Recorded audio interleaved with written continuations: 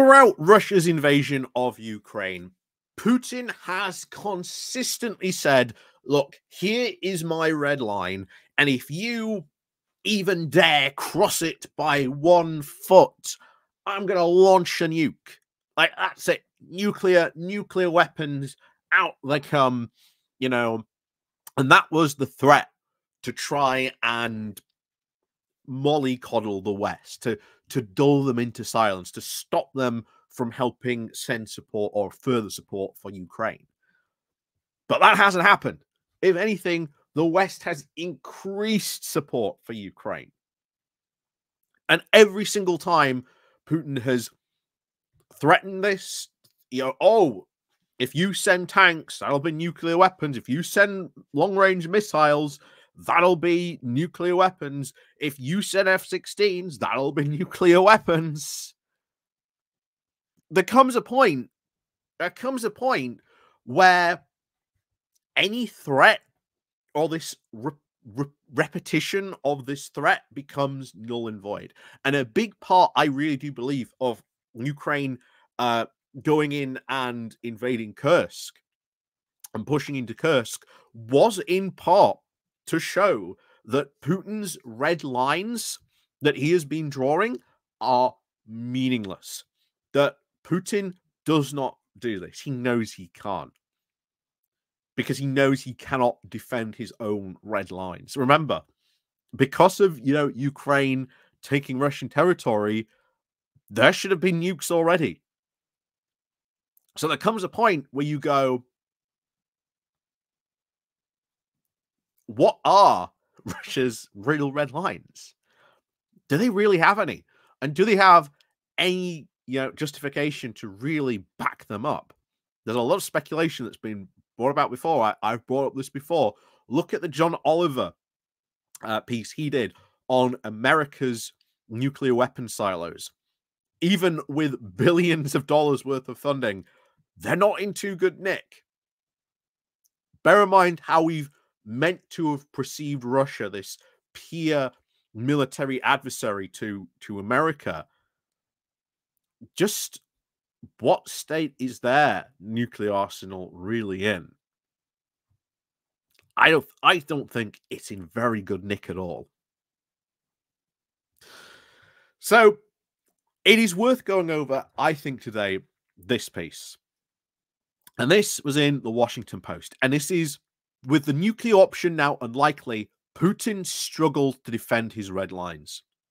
I think this is something that, again, needs to be reiterated, and something that we in the West need to go, Putin can't defend his red lines. If he does, he knows it's war with NATO. And we've heard before, as we'll hear in a moment as well, there are others in his own cabinet probably would not, shall we say, press the button if the order came down. Even China has looked into this and said, if he does this, we will say, yeah, we ain't supporting you. So there is a threat that Putin has been employing for the past 2 years. It has never come to pass. How seriously should we be really taking this as a threat? Not too very, if we're honest at this point, but something we should always, again, still bear in mind. But before we do get into this, please remember, click on the like, share, and subscribe button. Down below, there's links to a Patreon page, one off-station link called Buy Me Coffee, where you can buy me coffee, the YouTube thank you button, and of course, as always, there is the Pony Club down below as well. And of course, you can always click the like and share button as well. So let's crack on then into this. So when Russian President Vladimir Putin last week warned of Western approval for Ukraine to strike deep inside Russia, this would mean that Moscow was at war with NATO. Russian propagandists rushed to rattle the nuclear saber. Alexander Markov, director of the Bureau of Military Political Analysis, called for the bombing of plywood mock-ups of London and Washington, complete with replicas of Buckingham Palace, Big Ben, and the White House to simulate nuclear strikes so that they would, quote, burn so beautifully it would horrify the world.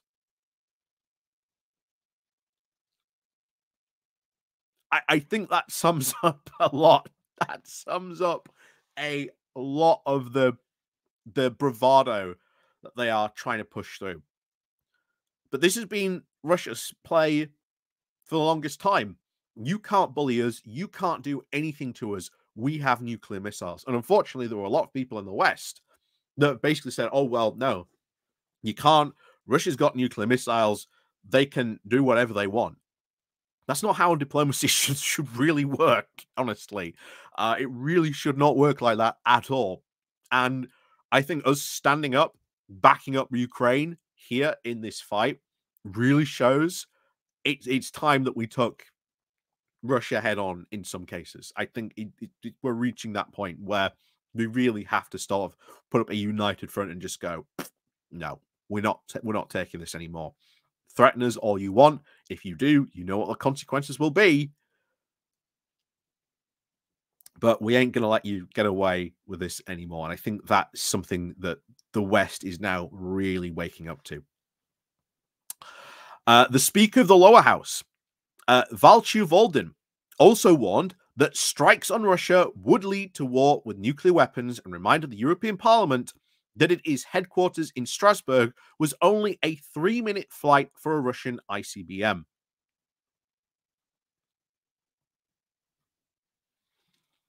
Would it even work? I doubt it. I somehow doubt it. And of course, he knows what would come back at him. Russia would not escape unscathed. They know this. This is the threat they're leading with. If you do this, we will launch first. But this has been a threat they have meant to be following through for the past 2 years, and still, so far, not yet. But it continues. But inside the Kremlin, there is now growing recognition that the repeated use of the nuclear threat is now starting to lose its potency, and Moscow's red lines are now constantly being crossed. Analysis of the officials close to senior Russian diplomats have said that instead, that Putin is now casting around for a more nuanced and limited response to the West allowing Ukraine to use longer-range missiles to strike Russia. They said there has now been an overflow of nuclear threats, said a Russian official, speaking on the condition of anonymity because of the sensitivity of the subject, saying that there is already immunity to such statements, and they don't frighten anyone. A Russian academic with very close ties to senior Russian diplomats agreed, calling the nuclear option, quote, the least possible of all scenarios because it would lead to dissatisfaction amongst Russian partners in the global south, and also because, clearly, from a military point of view, it is not very effective. All this discussion of the nuclear threshold over-exaggerates the threat of such a type of escalation and underestimates the possibility of alternative options, the academic added. Since the West has a global military infrastructure, a lot of vulnerable points can be found. So what he's, again, alluding to is, well, why do that when we can strike them elsewhere? There's a lot of people who said, at the beginning, what happened in the Middle East, in Gaza, gee, awfully coincidental at the moment that, Hamas decided to strike when it did. A lot of people said that. Is there any evidence that Russia pushed Hamas into doing this? Not really, but I find that timing incredibly suspicious. Incredibly suspicious. But if Russia was going to poke things elsewhere around the world, well, the Middle East would be a place to poke, wouldn't it? So Putin is searching through now a range of options to try and deter Western support for Ukraine and to try and enforce his red lines, said Tania Solvenia, the founder of the French-based political consultancy Our Politique, saying that there are options that he doesn't want to deploy, and there are options that he is ready to review today, she said. And he sees nuclear weapons as the worst option for everyone, including himself. Nuclear measures, of course, a direct attack on NATO territory would only be considered if Putin feels that there is a threat to the existence of Russia in its current form. And when he considers that there is no way out, he said, for such a situation, the West should go a lot further than what is discussing now. And here's the thing. People say, oh, we've got to give Putin an off-ramp. We've got to give Putin an off-ramp. He has an off-ramp, and that is admit he's lost and pull out of Ukraine. There's a lot of people, and I think especially next year, I think the American election, depending how that goes, going to have a lot of impact. And I think next year, something could happen. You know, I hope it ends next year. I really do. I'm not making like a cast iron prediction or anything next year, but I think next year something will happen. Either A, the Russian economy will just finally reach its limit. It seems to be going in that way already. And the people will want to do it. Maybe there'll be something happen militarily. Who knows? But I just feel next year something will happen significantly. And I think that could very well lead to the end of this conflict. You know, sort of the beginning of the end type of scenario potentially. But again, I hope it does. You know, I would love to wave a wand and this war be over tomorrow. I think everyone would. But I just feel next year might be that key, you know, beginning of the end scenario that kicks off. So Russian officials have already appeared now to be very, to placate some degree by the United States' apparent hesitation so far to lift restrictions of Ukraine striking military targets deep inside Russia using Western missiles. The expectation was growing that if permission was granted, it would be very limited analysis, the officials said. Putin, however, of course, is still under pressure to respond to some way to stop his red lines being constantly crossed. This has happened constantly. We have crossed so many of Putin's red lines. No pushback, nothing, anything like that. And yet, how weak then does this make Putin really look? Not only to the rest of the world, but even to his own allies. We've brought up the fact of what happened between Albania and Azerbaijan. You know, Azerbaijan was meant to have security guarantees from Russia. Those didn't come in. There's a lot of other countries really looking and reviewing their own internal security, especially sort of in the East, maybe sort of drawing closer to China rather than Russia, which is, again, upsetting Russia in some cases. Again, big sort of moves going on, really. So let's continue here. So there is now an understanding that the red lines drawn by Moscow are being ignored by the West, and that there should be at least some now more weightier and more significant steps from Moscow to demonstrate the very seriousness of its intentions, said the academic. Since the 2022 invasion, Russia has warned, as I said at the beginning, has warned the West that supplying fighter jets like F-16, main battle tanks, and missiles to Ukraine, each has eventually now come to pass. Putin, seeing the trend where Ukraine's Western allies now keep allowing Kiev to expand its activities, said Savania, and the trend is now scaring him, especially if it leads now to increased missile strikes in Russia. For Putin, this is a very quantitative shift, which takes the situation to a brand new level and could be followed by a further expansion. Moscow could opt to respond with sabotage operations against military targets, which, bear in mind, they already have been doing, or other infrastructure in the West, where Russia's participation could be very difficult to prove. It would also now turn to proxy groups that are already battling Western interests, like the Houthi militia in Yemen that has been attacking Red Sea shipping, said Lawrence Freeman, the Erasmus Professor of War Studies at King's College London, highlighting the possibility also raised by the Russian academic. He doesn't want to turn to anything dramatic or drastic in the sense of nuclear or direct fighting between troops or his troops, but that doesn't mean there is not something serious going on, Friedman said. Sergei Markov, the hawkish Kremlin-connected political analyst, said that there was now a growing realization in the top ranks of the Russian military that, quote, Russia has spoilt the West, and that they have now spoken about red lines, but we haven't done anything. And at some point, we will have to escalate. And again, escalate how? In what way?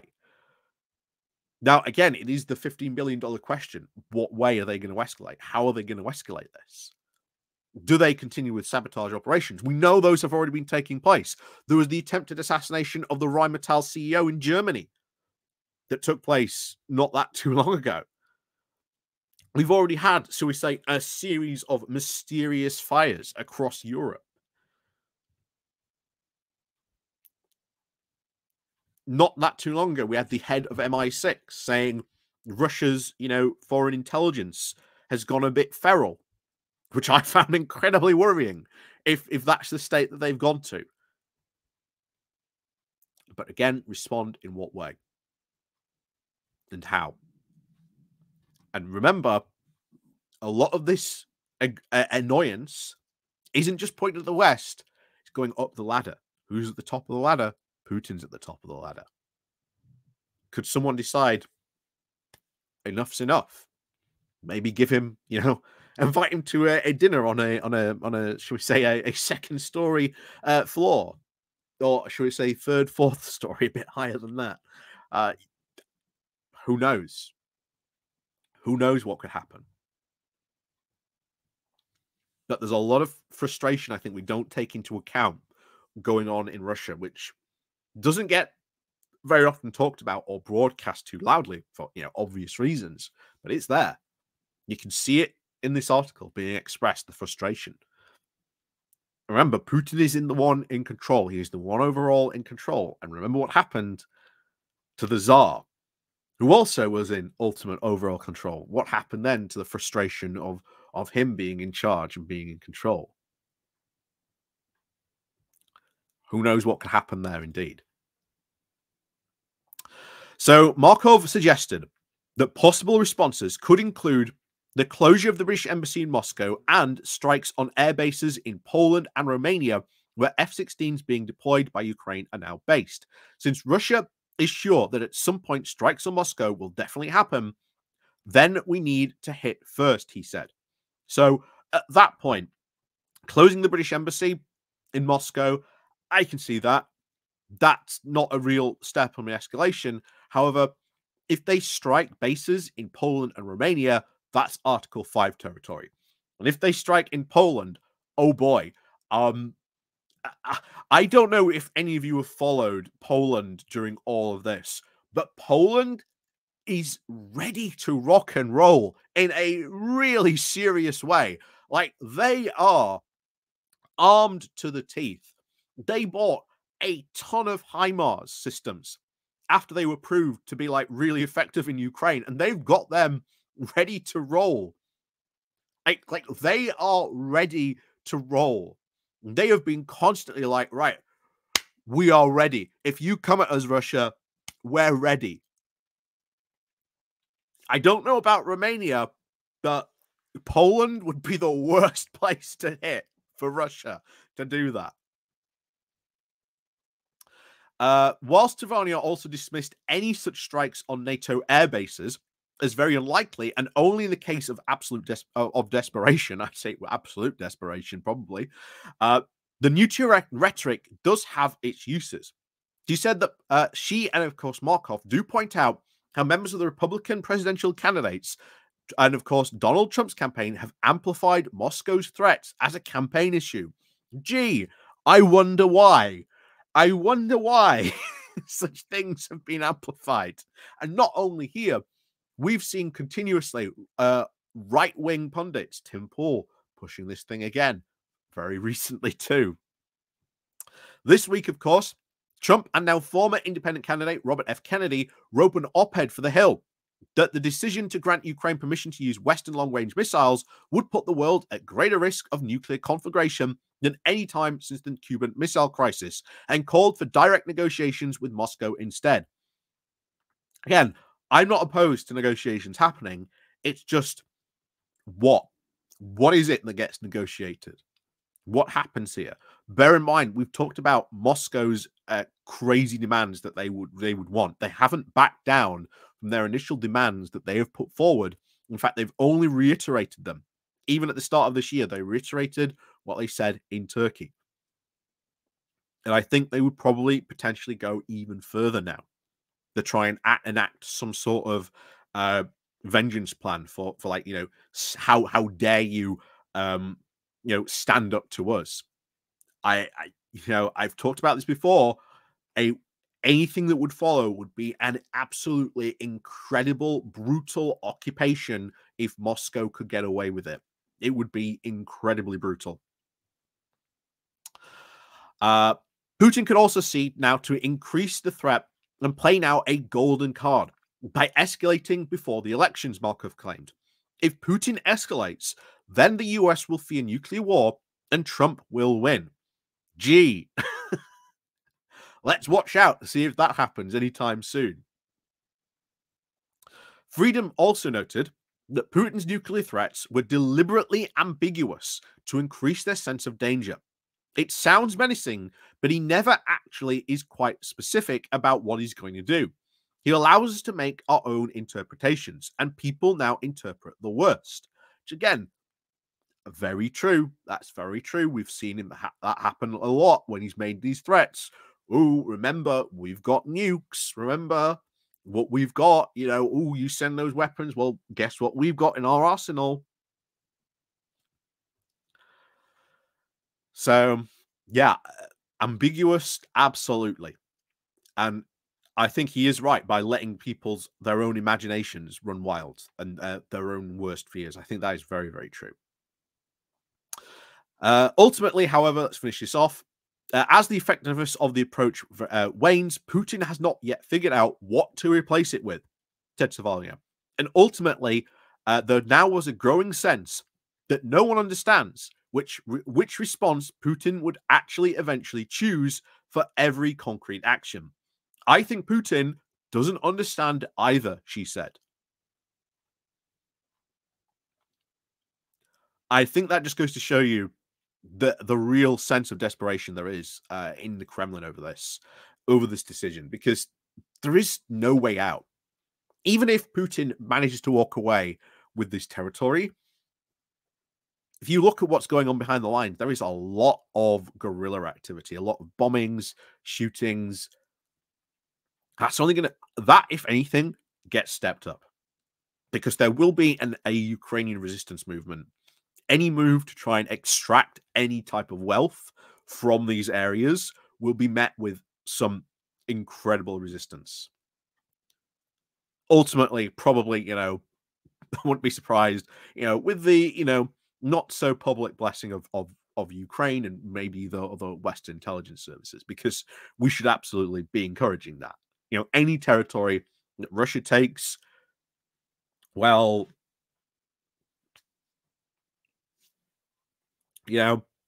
if Putin tries to, maybe set up a mine there, because there's a lot of mines that, Putin's taken in that territory, in the Donbass and Luhansk region, in the sort of Zaporizhia region as well.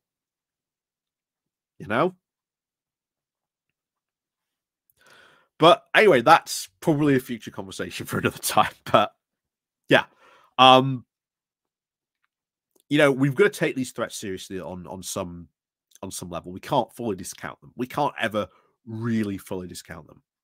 As much as was pointed out there, the fact that, we've crossed so many of Putin's red lines already, and yet there has been no response. And yet, to finish off that article, as it said, even Putin doesn't know how to respond, where you now see a growing sense of frustration, even from higher people in the military. He hasn't made any responses to anything like that.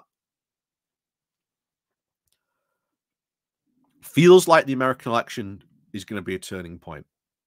Feels like it's going to be a turning point. And we can only hope Kamala Harris wins, because if I think that happens, methinks you will then see Russia suddenly, very desperately, maybe change its negotiating position and want to change. And who knows? And with the recent news, of course, that Russia is losing over 1,000 men a day, the BBC has just estimated that there's 70,000 casualties. I think it's even higher. I think they are in the over 100 millions. They just don't want to admit it. It's unsustainable. It gets to a point where it's completely unsustainable for them. Partly because we are supplying Ukraine with Western weapons that have that capability to inflict that amount of stuff, that amount of damage. And especially with the F-16s coming online, that is another yet game changer for Ukraine as well. So we'll see what happens, but I hope next year, I think American elections, that's when I think you might start to see maybe a change in Moscow's rhetoric, maybe wanting to take part in this. Maybe we do see some sort of summit or something happen, or talks of some kind maybe resume again. I don't know. I don't even know how this war is going to end, in what way, shape, or form, or what any eventual peace agreement might even be. But there's one thing that absolutely needs to happen, and that is to make sure that either A, Ukraine ends up in NATO. Again, not fully possible, I know, because of the Transnistria stuff, etc. But there needs to be some form of real cast iron security guarantee for Ukraine in the future. Because I think without that, Russia will come back. And that is what the Ukrainians feel the most. So, as always, thank you very much for watching. And of course, as always, we'll see you all next time.